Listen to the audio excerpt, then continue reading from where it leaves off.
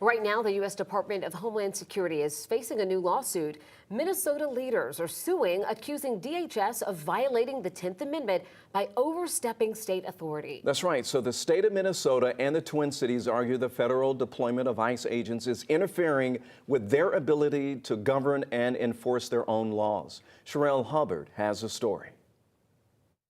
The Department of Homeland Security has responded to a lawsuit filed Monday accusing Minnesota politicians of not doing their jobs.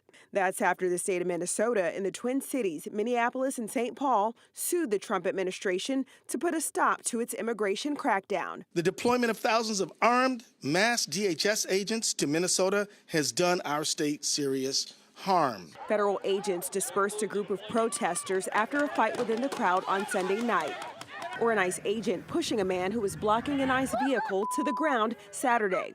All this after unrest over ICE agent Jonathan Ross shooting and killing protester Renee Good last Wednesday.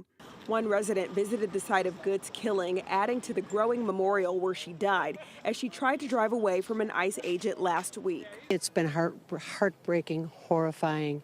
I cannot believe this is happening in our community. Residents and local government alike expressing grave concern for an immigration crackdown that's only set to grow.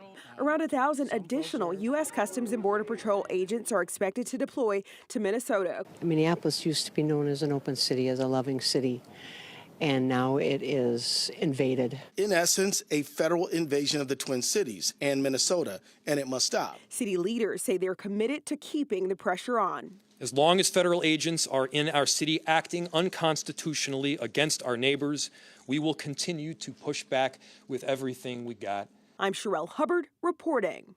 Now, over the weekend, hundreds gathered in Marietta to protest against ICE. This is video from a rally held Sunday at the corner of Johnson Ferry and Roswell Roads, where organizers reported crowds of about 500 to 600 participants.